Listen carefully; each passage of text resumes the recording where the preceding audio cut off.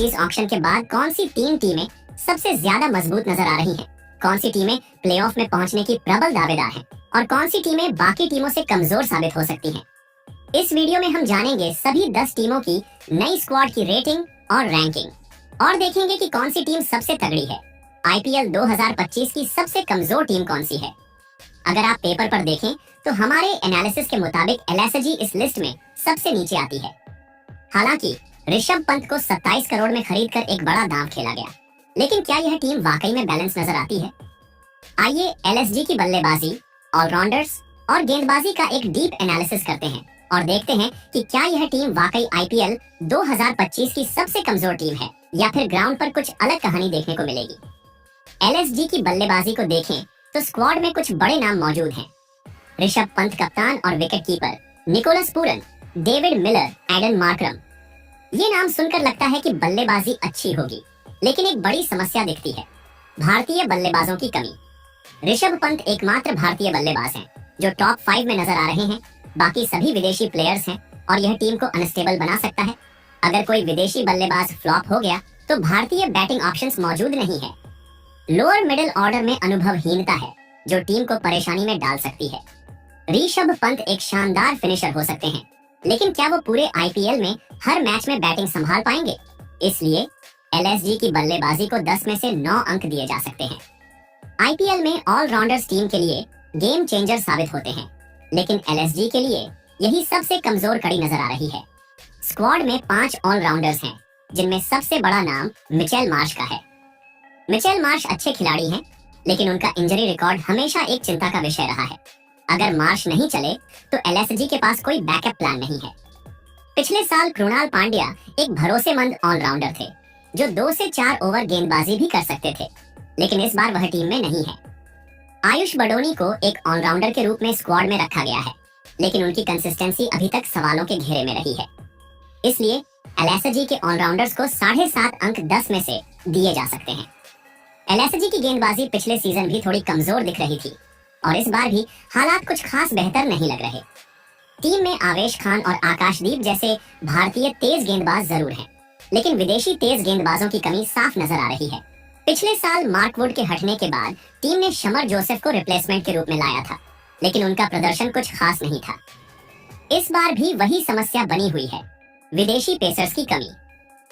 Spin department पूरी तरह से रवि बिश्नोई पर निर्भर करेगा, लेकिन उनके अलावा कोई बड़ा स्पिनर नजर नहीं आता। मयंक यादव और आवेश खान को स्टेप अप करना होगा, नहीं तो टीम के लिए दिक्कतें बढ़ सकती हैं। इसलिए गेंदबाजी को 7.5 अंक 10 में से दिए जा सकते हैं।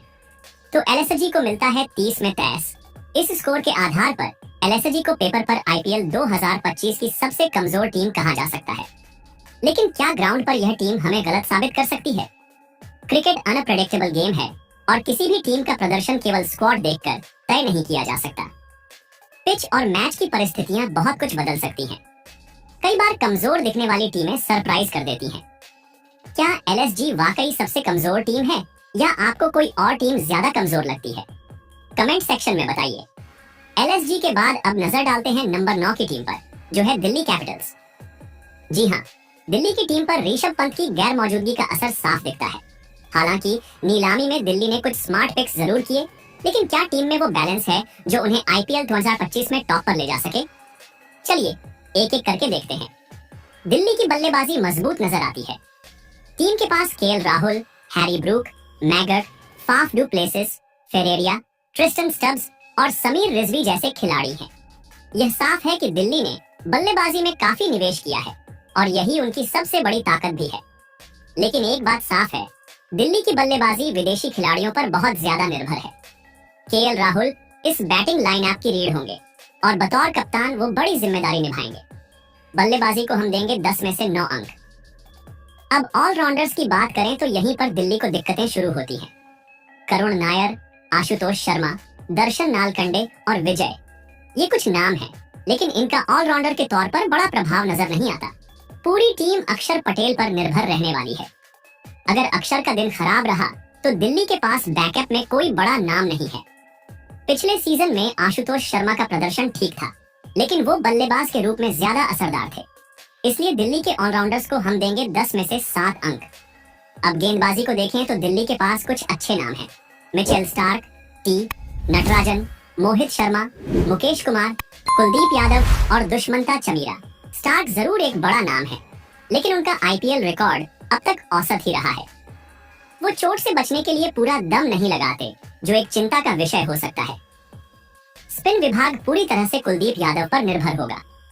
अगर कुलदीप लय में होते हैं तो दिल्ली की गेंदबाजी मजबूत दिखेगी, लेकिन अगर वो फीके रहे तो ये टीम संघर्ष करती नजर आएगी।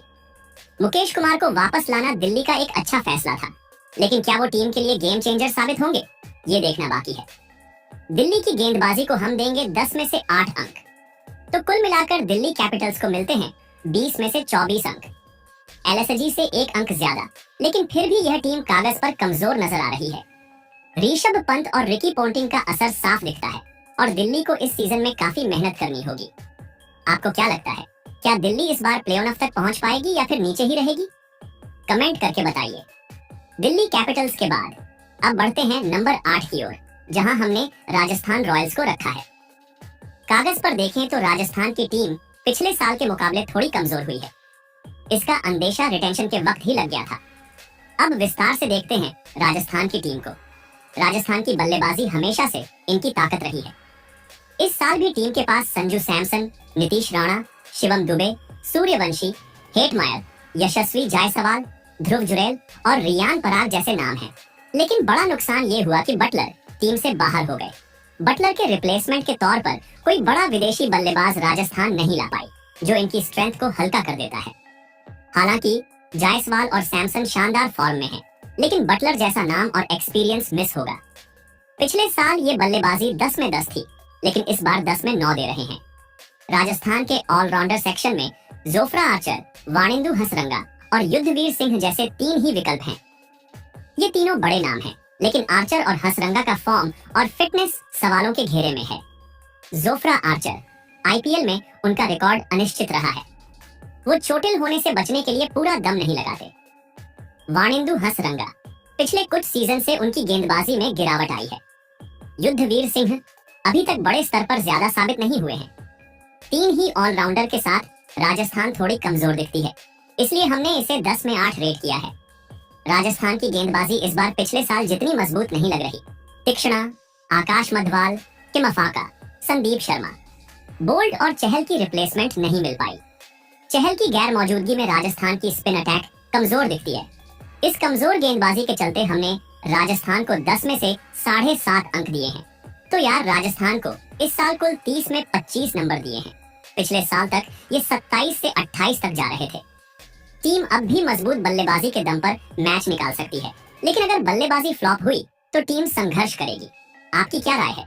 क्या राजस्थान की टीम आपको भी कमजोर लग रही है? कमेंट सेक्शन में अपनी रेटिंग दीजिए।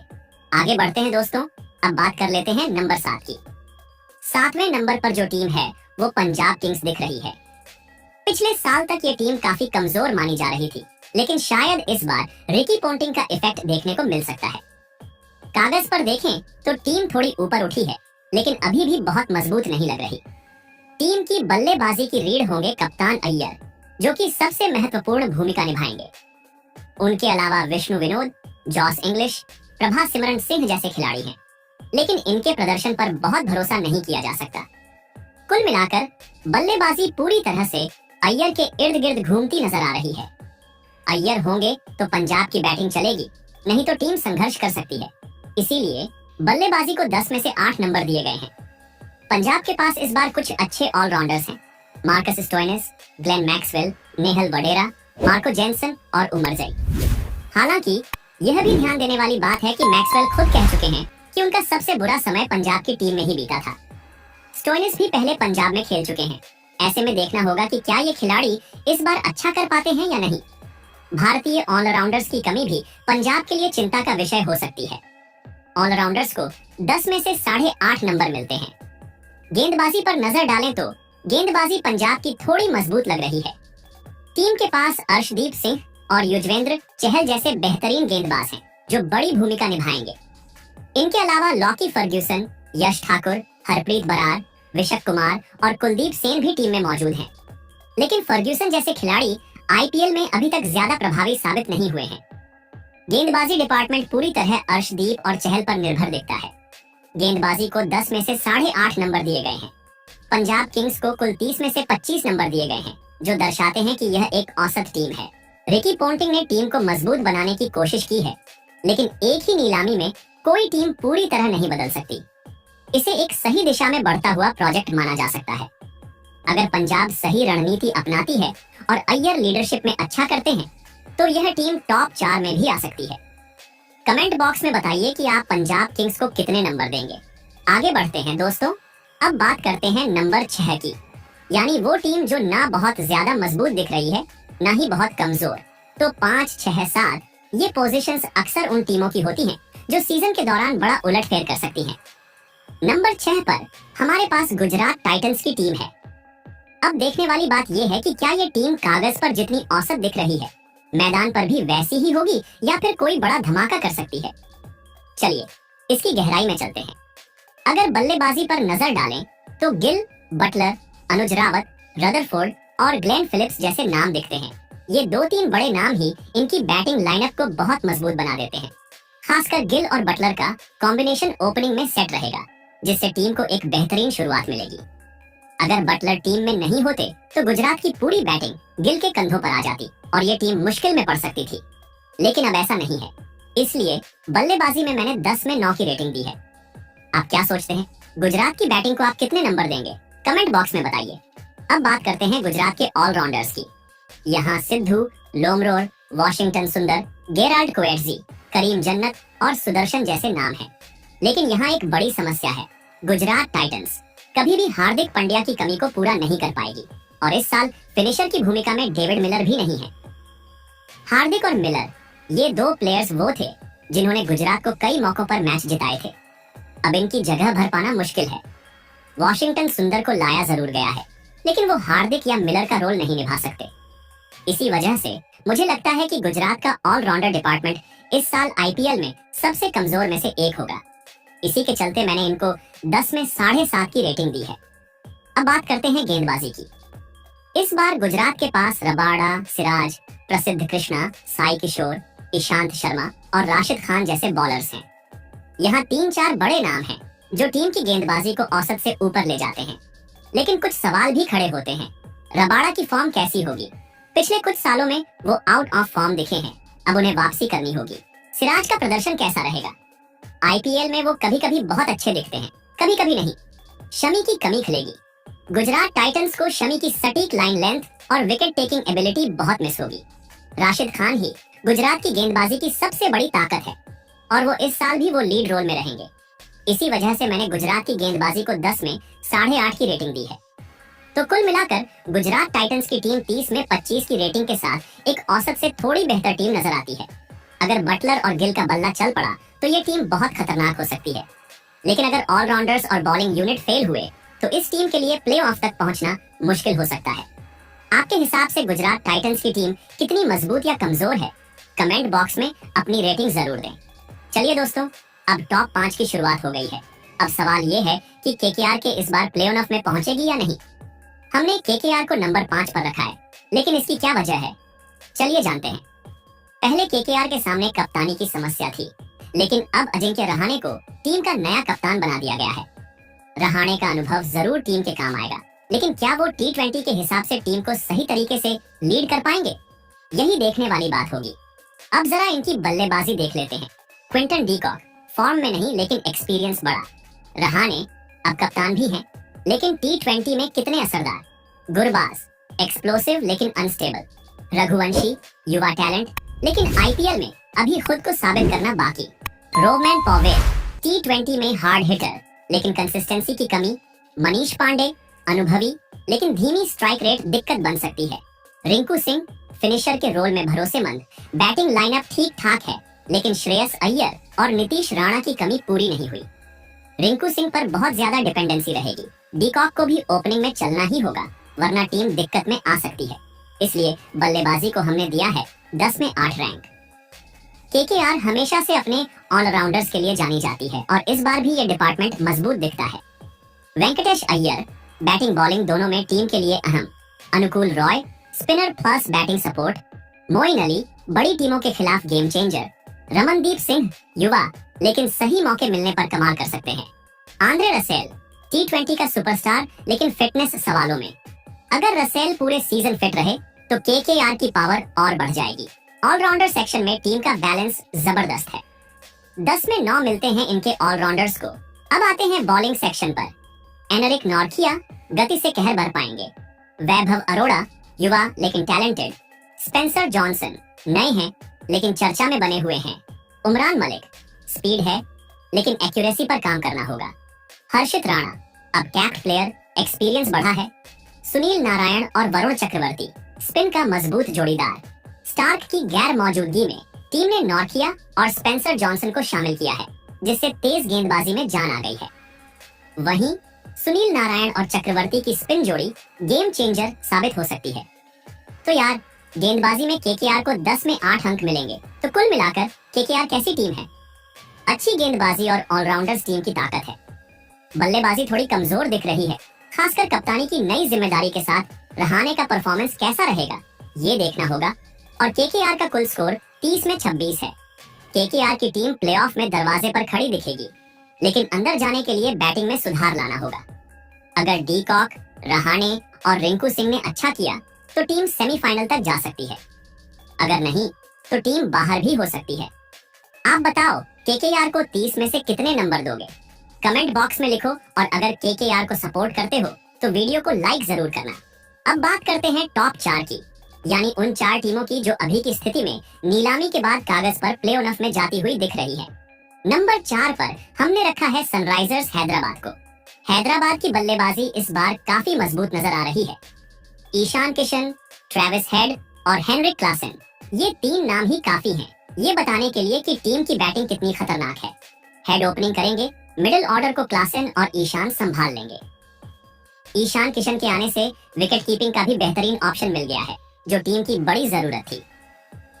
हेड और क्लासन जबरदस्त फॉर्म में हैं, इसलिए बल्लेबाजी को 10 में 9.5 नंबर मिलते हैं। आज से 5 साल पहले यही नाम होते तो शायद 7 नंबर ही देते, लेकिन अब ये प्लेयर्स वर्ल्ड क्लास बन चुके हैं। अब ऑलराउंडर्स की बात करते हैं। टीम के पास अभिषेक शर्मा और नीतीश रेड्डी जैसे शानदार भारतीय ऑलराउंडर्स हैं। ये दोनों पहले अनकैप्ड थे, लेकिन अब इंडियन टीम का हिस्सा बन चुके हैं, जिससे इनका आत्मविश्वास और प्रदर्शन दोनों बेहतर हुए हैं। अभिषेक 2 ओवर निकाल सकते हैं, जबकि नीतीश रेड्डी पूरे 4 ओवर डाल सकते हैं। विदेशी ऑलराउंडर नहीं होने की वजह से थोड़ा बैलेंस मिस हो सकता है, लेकिन फिर भी इनका कॉम्बिनेशन बढ़िया है, तो ऑलराउंडर में 10 में से 9 अंक मिलते हैं। गेंदबाजी इस बार काफी हद तक पिछले साल जैसी ही है, लेकिन कुछ बदलाव देखने को मिले हैं। टीम ने मोहम्मद शमी और हर्षल पटेल को शामिल किया है, जो IPL में खुद को साबित कर चुके हैं। राहुल चाहर और एडम जैम्पा स्पिन डिपार्टमेंट को मजबूती देंगे, और जैम्पा हसरंगा से बेहतर ऑप्शन लग रहे हैं। पैट कमिंस पहले से थे, जो लीडरशिप में भी मदद करेंगे। पिछले सीजन में SRH की गेंदबाजी ज्यादा दमदार नहीं थी, लेकिन इस बार थोड़ी और बैलेंस नजर आ रही है। और बॉलिंग को हमने 10 में से 8 अंक दिया है, और इस टीम को हमने 30 में से 26.5 नंबर दिए हैं, और ये पूरी तरह से प्लेऑफ की दावेदार नजर आ रही है। ईशान किशन के आने से बैटिंग और भी खतरनाक हो गई है, और नीतीश रेड्डी का डेवलपमेंट टीम के लिए बोनस साबित होगा। आपको क्या लगता है, क्या SRH को टॉप 3 में होना चाहिए? अपने विचार कमेंट में बताएं। और अगर आप सनराइजर्स के फैन हैं तो वीडियो को लाइक करना ना भूलें। दोस्तों, हम नंबर 3 की बात करें तो मेरे हिसाब से यहाँ पर आती है RCB की टीम। नीलामी में लोगों ने सवाल उठाए कि RCB कर क्या रही है, इतना बड़ा बजट लेकर गई, लेकिन खिलाड़ी सही से नहीं लिए। लेकिन अगर ये नीलामी थोड़ी और दिमाग से खेलते तो ये नंबर 1 पर भी आ सकते थे। फिर भी टीम अभी भी काफी मजबूत है और नंबर 3 पर आती है। RCB ने इस बार राजत पाटीदार को कप्तान बनाया है। विराट कोहली के अनुभव और पाटीदार की आक्रामक सोच का कॉम्बिनेशन टीम के लिए शानदार हो सकता है। भले ही पाटीदार के पास बड़ा कप्तानी अनुभव नहीं है, लेकिन उनके पास टीम का पूरा सपोर्ट होगा। अब देखना यह है कि क्या ये कप्तानी RCB के लिए लकी साबित होगी। RCB की बल्लेबाजी बेहद मजबूत दिख रही है। राजत पाटीदार कप्तान, Virat Kohli, Liam Livingstone, Phil Salt, Jitesh Sharma, Tim David, Devdutt Padikkal और चिकारा भी अच्छे फॉर्म में हैं। मतलब बल्लेबाजी में कोई कमजोरी नहीं है। फील सॉल्ट एक बेहतरीन विकल्प साबित हो सकते हैं, और अगर यह बल्लेबाजी विस्फोटक अंदाज में आई तो बाकी टीमों के लिए मुसीबत बन जाएगी। इसलिए आरसीबी की बल्लेबाजी को 10 में से पूरे 10 नंबर। लेकिन ऑलराउंडर में कमजोरी साफ दिख रही है और ऑलराउंडर के रूप में Krunal Pandya, Swapnil Singh, Romario Shepherd, Jacob Bethell, Rathi.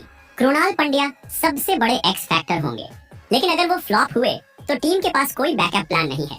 इसलिए ऑलराउंडर सेक्शन को 10 में से 7 नंबर। पिछले साल की तुलना में गेंदबाजी बेहतर हुई है। जोश हेजलवुड, रसिक दार, सुयश शर्मा, भुवनेश्वर कुमार, यश दयाल, लुंगी एंगड़ी। सुयश शर्मा स्पिन में मदद करेंगे, लेकिन अगर आरसीबी ने युजवेंद्र चहल को वापस लिया होता तो ये गेंदबाजी और मजबूत हो सकती थी। गेंदबाजी को 10 में से 8.5 नंबर मिलते हैं। आरसीबी को 30 में से 25.5 नंबर मिलते हैं, जो काफी अच्छा स्कोर है। इसलिए नंबर 3 पर सही लग रही है। अब सवाल है, क्या आरसीबी प्लेऑफ में जाएगी? मेरे हिसाब से हाँ। बल्लेबाजी सबसे बड़ी ताकत है। गेंदबाजी पिछले साल से बेहतर हुई है। अगर कप्तानी सही चली तो प्लेऑफ पक्का है, और प्लेऑफ में आने के बाद कुछ भी हो सकता है। जिस दिन जिस टीम का जलवा रहा वो आगे जाएगी। आपकी राय क्या है? आरसीबी इस बार कैसा करेगी? क्या ये प्लेऑफ से आगे भी जा सकती है? कमेंट बॉक्स में बताओ और अपनी रेटिंग दो। नंबर 2 पर आती है चेन्नई सुपर किंग्स। दोस्तों, मेरे हिसाब से सीएसके ने नीलामी में बहुत बड़ी बड़ी खरीदारी नहीं की, लेकिन हमेशा की तरह एक ऐसी टीम तैयार कर ली जो ट्रॉफी जीतने का दम रखती है। सीएसके की बल्लेबाजी हमेशा से मजबूत रही है और इस बार भी कुछ अलग नहीं है। गायकवाड़, धोनी, डेवोन कॉनवे, राहुल त्रिपाठी, शेख रशीद, बेदी, सिद्धार्थ, ये सभी खिलाड़ी टीम को बैलेंस देते हैं। खासकर गायकवाड़, धोनी और कॉनवे की जोड़ी इस बार भी अपना जलवा दिखाएगी। हालांकि अगर नीलामी में सीएसके के पास थोड़ा और बजट होता तो शायद ये कोई बड़ा भारतीय बल्लेबाज टीम में जोड़ सकते थे। फिर भी चेन्नई की बल्लेबाजी संतुलित नजर आती है। बल्लेबाजी को दिए जा सकते हैं 9 नंबर 10 में से। अब बात करते हैं ऑलराउंडर्स की। सीएसके के पास सबसे मजबूत ऑलराउंडर लाइनअप है। Ravindra Jadeja, Rachin Ravindra, R Ashwin, Vijay Shankar, Sam Curran, Deepak Hooda, Overton, Shivam Dube, ये नाम ही काफी हैं। नंबर 3 से लेकर 7 तक 4-5 ऑलराउंडर खिलाने का विकल्प है, जो सीएसके को किसी भी परिस्थिति में मजबूत बनाएगा। बल्लेबाजी भी मिलेगी, गेंदबाजी भी मिलेगी। टी20 क्रिकेट में यही फॉर्मूला जीत का कारण बनता है। सीएसके के ऑलराउंडर्स को मिलते हैं 9.5 नंबर 10 में से। अब बात करते हैं गेंदबाजी की। खलील अहमद, नूर अहमद, मुकेश चौधरी, एलिस, नागरकोटी, श्रेयस गोपाल, पथिराना, इनके पास अच्छे गेंदबाज मौजूद हैं। हालांकि भारतीय बॉलिंग विकल्प थोड़े सीमित हैं, लेकिन जैसा कि मैंने कहा, ऑलराउंडर्स की भरमार होने की वजह से सीएसके को ज्यादा चिंता नहीं होगी। पथिराना विदेशी तेज गेंदबाजी को संभालेंगे, वहीं नूर अहमद स्पिन अटैक को मजबूती देंगे। गेंदबाजी को दिए जा सकते हैं 8.5 नंबर 10 में से। अब कुल स्कोर की बात करते हैं तो सीएसके 30 में से 25 अंक मिलते हैं। चेन्नई सुपर किंग्स हमेशा से एक संतुलित टीम रही है और इस बार भी यही हाल है। ऑलराउंडर्स इनकी सबसे बड़ी ताकत है और यही इन्हें खिताब का प्रबल दावेदार बनाता है। पिछली बार भी ये टॉप 3 में थे और इस बार भी रह सकते हैं। सीएसके को आप कितने नंबर दोगे? कमेंट में बताओ। आगे बढ़ते हैं दोस्तों, अब बात कर लेते हैं मुंबई इंडियंस की टीम की। नंबर 1 पर हमने रखा है मुंबई इंडियंस की टीम को। पिछले साल भी यह कागज पर सबसे मजबूत थी, लेकिन तालमेल नहीं बैठ पाया और बहुत ही खराब प्रदर्शन किया। मैं फिर से यही कहूंगा कि सिर्फ कागज पर मजबूत दिखने वाली टीम जरूरी नहीं कि मैदान पर भी उतनी ही दमदार साबित हो। इस बार भी मुंबई इंडियंस ने एक बेहतरीन स्क्वाड तैयार किया है, लेकिन क्या यह टीम मैदान पर भी उतनी ही खतरनाक होगी? ये देखने वाली बात होगी। मुंबई इंडियंस की बल्लेबाजी इस बार भी बेहद मजबूत नजर आ रही है। टीम के पास Rohit Sharma, Suryakumar Yadav, Ryan Rickelton, Will Jacks, Jacobs और तिलक वर्मा जैसे दमदार बल्लेबाज हैं। कुल मिलाकर जितनी मजबूत बल्लेबाजी आरसीबी की है, उतनी ही खतरनाक मुंबई इंडियंस की भी नजर आ रही है। अगर यह बल्लेबाजी लाइनअप चल पड़ी तो फिर किसी भी टीम के लिए इनको रोकना बेहद मुश्किल होगा। कुल मिलाकर बल्लेबाजी में कोई कमजोरी नजर नहीं आती और इसीलिए हम मुंबई इंडियंस को बल्लेबाजी में 10 में से 10 नंबर देते हैं। अब बात करते हैं ऑलराउंडर्स की। यहाँ पर थोड़ी कमजोरी जरूर दिख रही है, क्योंकि टीम की डिपेंडेंसी हार्दिक पांड्या पर ज्यादा रहने वाली है। हालांकि मिशेल सेंटनर का आना इस टीम के लिए एक बड़ा प्लस पॉइंट है, क्योंकि वह गेंद और बल्ले दोनों से टीम के लिए अहम योगदान दे सकते हैं। सेंटनर के आने से मुंबई इंडियंस ने अपनी स्पिन ऑलराउंडर की समस्या को कुछ हद तक सॉल्व करने की कोशिश की है। अब यह कितना कारगर साबित होगा, यह तो आईपीएल में ही देखने को मिलेगा। कुल मिलाकर हम मुंबई इंडियंस के ऑलराउंडर्स को 10 में से 8.5 नंबर देंगे। अब बात करते हैं गेंदबाजी की। टीम के पास जसप्रीत बुमराह, ट्रेंट बोल्ट, दीपक चाहर, मुजीब उर रहमान, रीस टोपली और अन्य अच्छे गेंदबाज मौजूद हैं। खासकर मुजीब उर रहमान को अल्लाह गजनफर के रिप्लेसमेंट के रूप में लाया है और अगर वह चले तो मुंबई इंडियंस के लिए यह बड़ी ताकत बन सकते हैं। बुमराह को इस बार ट्रेंट बोल्ट का साथ मिलने वाला है, जिससे इनकी तेज गेंदबाजी यूनिट और भी मजबूत हो गई है।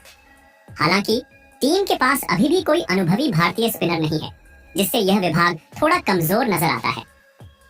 अगर गजनफर ने अच्छा प्रदर्शन किया तो मुंबई इंडियंस को कोई रोक नहीं सकता, लेकिन अगर वह नहीं चले तो मुंबई इंडियंस को इस डिपार्टमेंट में थोड़ी परेशानी हो सकती है। इसी को ध्यान में रखते हुए हम मुंबई इंडियंस की गेंदबाजी को 10 में से 8.5 नंबर देंगे। अब कुल स्कोर की बात करें, मुंबई इंडियंस को बल्लेबाजी में 10, ऑलराउंडर्स में 8.5 और गेंदबाजी में 8.5 नंबर देंगे। 8.5 नंबर मिलने के बाद इनका टोटल स्कोर बनता है 27 नंबर। तो इस तरह मुंबई इंडियंस की टीम इस समय कागज पर सबसे मजबूत नजर आ रही है, लेकिन क्या यह मैदान पर भी अपनी ताकत साबित कर पाएगी, यह तो वक्त ही बताएगा। तो हमारे मुताबिक 3 सबसे मजबूत टीमें हैं, मुंबई, सीएसके और आरसीबी। नंबर 4 पर है हैदराबाद और 5वें स्थान पर केकेआर। लेकिन यह हमारी राय है, आपकी नजर में कौन सी है टॉप 5 सबसे तगड़ी टीमें? आईपीएल नीलामी के बाद कागज पर कौन सी स्क्वाड सबसे दमदार लग रही है? अपनी राय नीचे कमेंट बॉक्स में जरूर बताएं। अगर आपको यह वीडियो पसंद आया हो तो इसे लाइक और शेयर करना न भूलें, और अगर अभी तक चैनल सब्सक्राइब नहीं किया है तो जल्दी से नीचे लाल बटन दबाकर सब्सक्राइब कर लो और बेल आइकन भी दबा दो, ताकि कोई भी आईपीएल अपडेट मिस